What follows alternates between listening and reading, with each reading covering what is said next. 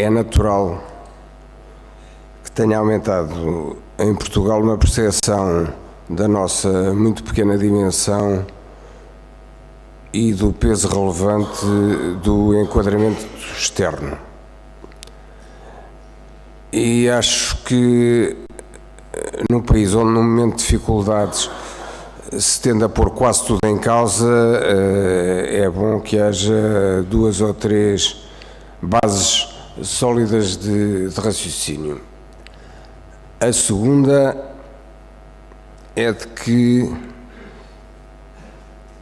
também pelas mesmas razões, não há qualquer viabilidade realista de um cenário de saída do euro. Portanto, nós estamos metidos nisso, teremos as vantagens e os inconvenientes de aí estarmos. Durante muitos anos só quisemos olhar para vantagens potenciais e não quisemos perceber quais eram os constrangimentos a que nos deveríamos sujeitar para tirar partido dessa oportunidade. Não há qualquer cenário de saída ordenada dentro do que são as regras do euro e as regras da vida política. Ninguém em país nenhum concentra poder suficiente para poder fechar o mercado cambial à sexta-feira e abri-lo numa configuração completamente diferente à segunda, da complexidade das relações, enfim, há várias razões também operacionais que tornam esse cenário completamente inviável.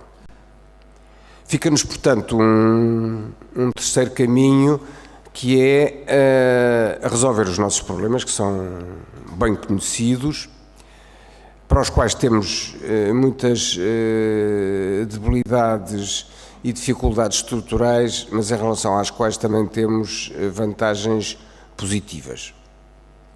Eu gostava de declarar que não me pagaram o suficiente para vir aqui dizer-lhes o que é que eu estou convencido que vai acontecer daqui a 2 ou 3 anos e, portanto, prefiro-lhes dar alguns elementos, os bons e os maus, e a partir daí, enfim, cada um poderá fazer a sua avaliação.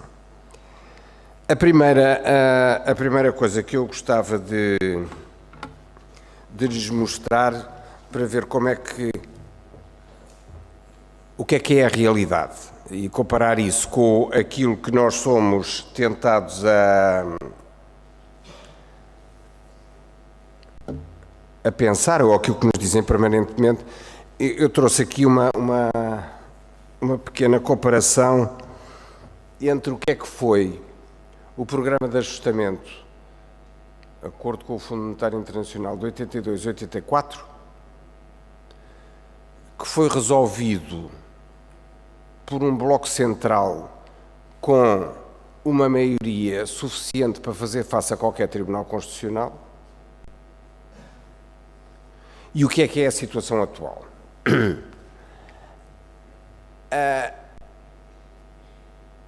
Os alunos de Economia aprendem logo nas primeiras semanas que o véu monetário oculta com facilidade a realidade. E há aqui uma diferença enorme entre o que aconteceu entre o primeiro e o que está agora em curso. O primeiro não, que aquele foi o segundo. Nós já temos uma longa tradição. Eu tenho o privilégio de ter vivido bastante perto todos eles. O do final dos anos 70, o de meados de 80, ao princípio de 80 e agora este atual. Como veem, com a ilusão da inflação, foi possível aumentar os salários em termos nominais em 37,2% e, apesar de tudo, ter tido uma queda dos salários reais de 12,6%. A inflação ia comendo o rendimento todos os meses, ninguém se queixava assim tanto e é de facto muito surpreendente ver como é que, com uma queda de salários reais de 2,5% neste momento, toda a gente acha que já suportou muito mais do que o suportável. É 5 vezes menos do que Foi feito em 82 e 84. O crescimento da produtividade no período foi parecido, e isso é talvez um dos, se não o fator mais importante para sairmos desta dificuldade. Nós tivemos uma queda dos custos unitários de trabalho de cerca de 15%. Neste momento temos 5%. A grande diferença nos resultados vem, obviamente, de podermos ter desvalorizado externamente a moeda em 33%, que é, de facto, um instrumento poderosíssimo, porque não só altera as relações de preço com o exterior de uma forma marcada, como também altera a distribuição de recursos dentro da economia, ao nível dos salários, e tudo isso pode ser feito no gabinete de um Banco Central sem ter que dar satisfações nem à comunicação social, nem à Assembleia da República, grupos de opinião, enfim, toda a gente foi tomando consciência dos acontecimentos depois. Um ajustamento com sucesso, desta vez, sem se poder recorrer à política cambial, implicaria, na minha opinião, um início de programa com uma demonstração clara do sítio onde estávamos, do que é que íamos ter que fazer e ter jogado um jogo de verdade em relação à situação, o que obviamente não foi feito. Ao nível das exportações, elas aumentaram 38% nesse período e neste momento aumentaram entre 2010 e 2013 15,8%. E ao contrário do que muitos dizem, que há aspectos que estão a correr bem e este das exportações está a correr muito bem, nós devíamos ter tido um crescimento muito mais acentuado das exportações neste período do que aquele que tivemos. Ou seja, também neste aspecto não estamos muito bem. E quando digo que devíamos ter crescido muito mais as exportações, é porque para termos uma economia mais equilibrada, nós precisávamos de crescer mais as exportações para que não tivéssemos efeitos tão negativos sobre o emprego como tivemos. Ou seja, nós conseguimos, o que é com certeza muito importante, passar a ter um salto corrente com o exterior positivo, e era a nossa maior fraqueza estrutural desde o início dos anos 2000, e era a lanterna vermelha que ninguém viu, de que o país tinha um problema de competitividade externa que não era sustentável, mas como dizia, nós tínhamos tido, com um programa desenhado de uma forma diferente, e eu tive a opinião de exprimir publicamente, esse ponto de vista, podíamos ter tido um ajustamento menos violento em termos de emprego. Isso teria também consequências para os próximos tempos, porque não se vê muito bem de onde é que vai surgir a recuperação do emprego na conjuntura atual.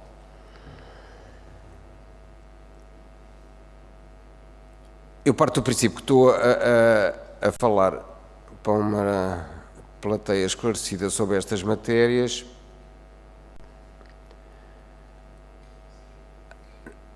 Portugal viveu com um excesso de procura interna e de despesa pública durante anos e anos.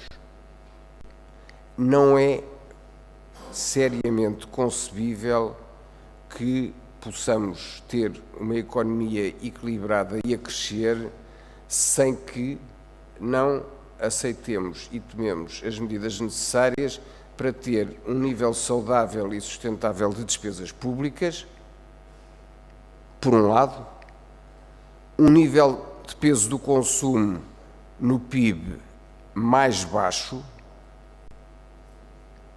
em termos percentuais estávamos perto dos Estados Unidos, que é uma economia tradicionalmente criticada por ser demasiado virada para o consumo, e sem reorientar fortemente o nosso esforço de investimento. Nós tivemos anos e anos a investir mais de 20% sobre o PIB. Portugal foi, na década 2000 a 2010, um dos países que mais investiu em bens não transacionáveis e também daqueles que menos investiu em bens transacionáveis. Nós vamos precisar de inverter isso tudo. Eu, neste momento, e é um fator de risco sério que vou mencionar, não sei qual é a política governamental em relação a uma data de pontos que aqui referi. O Dr. Vítor Gaspar, que fez coisas muito importantes enquanto foi Ministro das Finanças, sem prejuízo de eu não concordar com algumas, nomeadamente o de não ter assumido de uma forma mais vencedora a necessidade de alterar estruturalmente as despesas públicas e de pensar que ia lá durante 2 ou 3 anos de restrição pontual das despesas, mas havia essa política. Eu neste momento não sei qual é a política que há. Temos uma Ministra das Finanças que merece respeito e ajuda com uma tarefa que parece que é contrariada por quase todos os outros membros do Governo, de ter um orçamento em linha com aquilo que nós precisamos. A procura interna é, como todos sabem, o somatório do consumo privado, do consumo público e do investimento. Nós não precisamos de sustentar a procura interna através do aumento do consumo e essa conversa completamente surreal de baixar a taxa do IVA na restauração, como se tirar €1 numa refeição de 10 euros alterar significativamente o número de clientes que os restaurantes têm, como se nós não tivéssemos passado mais de uma dezena de anos a abrir 8.000 estabelecimentos entre hotéis, restaurantes e cafés, e o que não era obviamente sustentável, e na maior parte dos casos, ou em grande parte dos casos, as pessoas nem sequer estavam preparadas para essa atividade. Também não vai ser possível sustentar a procura interna através do consumo público. Mais de metade da população recebe qualquer prestação social do Governo, e penso que ninguém estará a pensar que isso ainda deve aumentar. É fundamentalmente pelo lado do investimento que nós podemos sair disto. E convidava-os a olharem outra vez para os números. De 82 a 84 caíram 14,3%, 2010, 2003 caíram 33%. Numa mudança de ciclo conjuntural, os primeiros aumentos das exportações, com uma forte utilização de recursos que deixaram de ser utilizados para o mercado interno, propicia aumentos rápidos das exportações. Eu gostava de chamar outra vez a atenção que os 16% que nós obtivemos é inferior àquilo que devíamos obter. De qualquer forma, não é concebível manter um ritmo de crescimento das exportações sem aumentar a capacidade instalada. O investimento tem que ser reorientado. Isso está a ser feito em muitos casos. As empresas, num enquadramento que naquilo que lhes é mais desfavorável não se alterou significativamente nos últimos 2 anos, estão a esforçar-se imenso e a conseguir ter resultados na exportação. Nós só vimos uma parte, que é aquilo que já está conseguido e que já está a ser feito. Há muita coisa que está em preparação e sabemos que essas coisas nas empresas demoram anos. Há projetos que têm fase de maturação de 5, de 8, 10 anos. Não é rapidamente que uma economia se internacionaliza. Portanto, nós podemos resolver muito o problema do emprego através do aumento do investimento. É muito pouco realista contar que vai ser investimento externo. E eu acho, portanto, e em termos de análise da conjuntura, gostava de terminar neste ponto, que o investimento direto estrangeiro tem uma importância fundamental. Se não se conseguir arrancar com isso e ter resultados significativos, nós vamos ter um mau ajustamento. E se a taxa de desemprego, ou se as perspectivas de criação de emprego melhorarem, nós vamos ter grandes dificuldades em sustentar politicamente o programa de ajustamento. Eu sou Presidente do Fórum para a Competitividade e nós dedicámos o último ano e tal a trabalhar estes assuntos. Temos ideias claras, que espero que estejam certas, sobre o que é que deviam ser as prioridades, o que é que se poderia fazer e, de uma forma resumida, eu acho que há muitas coisas positivas que podem ser bem aproveitadas. E acho que a classe empresarial portuguesa, assim como as famílias portuguesas, têm dado, nestes períodos onde a classe política é obrigada pelos déficits a descer um bocado à terra e às realidades, têm dado sempre exemplo de uma resposta muito rápida. Nós tivemos isso nos acordos de 78, 79 e de 82, 84. A resposta, aliás, foi tão rápida que dispensou a classe política de fazer a maior parte das reformas nessa altura, porque deixaram de precisar de apoio externo, porque tinham uma balança que se tinha tornado rapidamente positiva. Desta vez isso não vai ser tanto assim, porque o enquadramento externo é bem menos favorável do que era em 82 e 84, em que a Europa saía do segundo choque petrolífero e viveu um período de grande crescimento. Nós temos muitas debilidades, muitas dificuldades, mas temos também fatores de atratividade que considero significativos e que poderiam ser explorados.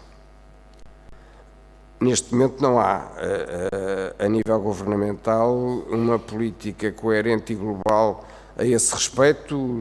Já se vive, como devem ter percebido, um ambiente de campanha eleitoral, mas eu não gostava de terminar sem lhes referir 16 fatores de atratividade para investimento direto estrangeiro na economia portuguesa, que muitos de nós já conhecemos isoladamente, mas eu não queria deixar de lhes dar um panorama global, porque acho que isso, o panorama global, pode ter efeitos positivos. Nós listámos os fatores de atratividade de Portugal para uma nova geração de atividades exportadoras de bens, serviços, conteúdos e conceitos, com reflexo no investimento direto estrangeiro, e são os seguintes. Uma qualidade dos quadros técnicos, nomeadamente engenheiros, que se formam em várias instituições do ensino superior em Portugal. Isso e a interação entre isso e a preparação financeira são pontos fortíssimos nos nossos jovens. Existência de quadros qualificados em áreas funcionais horizontais e de uma população jovem escolarizada, sem qualificações, mas qualificável num curto prazo de tempo. Chegaria que os politécnicos fossem obrigados a fazer isso. A concretização desde 1986 do maior programa de formação avançada de recursos humanos em ciências e tecnologias da história moderna de Portugal, envolvendo dezenas de milhares de jovens que frequentaram universidades nos Estados Unidos e na Europa em formações pós-licenciatura e que foram avaliados a sério por universidades que avaliam. Existência de uma rede de institutos politécnicos e universidades com capacidade de formar quadros adaptados às necessidades das empresas. Até agora não têm querido fazer isso, mas podiam e deviam. Existência de um conjunto já assinalável de centros de investigação e desenvolvimento avaliados periodicamente por peritos estrangeiros em ciências e tecnologias da saúde, ciências da computação, tecnologias da informação e comunicações, engenharia mecânica, automação e robótica, biologia e biotecnologia. Disponibilidade de fundos estruturais da União Europeia para cofinanciar programas de formação dedicada às necessidades específicas de empresas individuais e de grupos de empresas. Relação favorável qualidade-custo aos vários níveis de qualificações, hoje mais patente nas qualificações elevadas. Nós, aliás, começamos a ter um problema de grande desequilíbrio nas remunerações, com níveis de tributação absurdos a partir de quadros médios, como muitos saberão por experiência própria. Recentemente foram introduzidas reformas na legislação de trabalho e na gestão do mercado de trabalho que permitem às empresas maior flexibilidade na gestão dos recursos humanos que empregam. Não foi muita coisa, mas foram algumas coisas positivas. Excelente adaptação e múltiplas oportunidades de formação de jovens em línguas estrangeiras e possibilidade de empregar recursos humanos em múltiplas línguas. Nós temos centros em Portugal que dão apoio a empresas multinacionais que são capazes de dar apoio em mais de 20 línguas estrangeiras. São centenas de pessoas. E podiam ser milhares. Localização favorável à instalação de atividades orientadas para os mercados do Atlântico Norte. Posição valorizada pela constituição da futura zona de livre troca transatlântica, Atlântico Sul e Mediterrâneo e Médio Oriente. Localização geográfica que permite, devido à diferença de fusos horários, que Portugal seja um destino nearshore na Europa, trabalhando em articulação com a Índia. Qualidade das telecomunicações e serviços afins, com a presença de operadores internacionalizados. Vantagens da integração no espaço económico como a União Europeia e a ausência de riscos cambiais como resultado da participação na zona euro. A oferta diversificada de habitação com custos em redução, quer nas duas áreas metropolitanas de Lisboa e Porto, quer em cidades médias. Qualidade de vida e o investimento realizado em infraestruturas de saúde, educação, ambiente e acessibilidade e variedade e a qualidade dos serviços pessoais e das atividades culturais. O capital social e os valores imateriais, a tolerância, a capacidade de integração. Estes fatores são decisivos para atrair empresas multinacionais para Portugal. Somos uma região da União Europeia com fatores de atratividade importantes. Teremos com certeza que fazer alguma coisa por isso. Muito obrigado.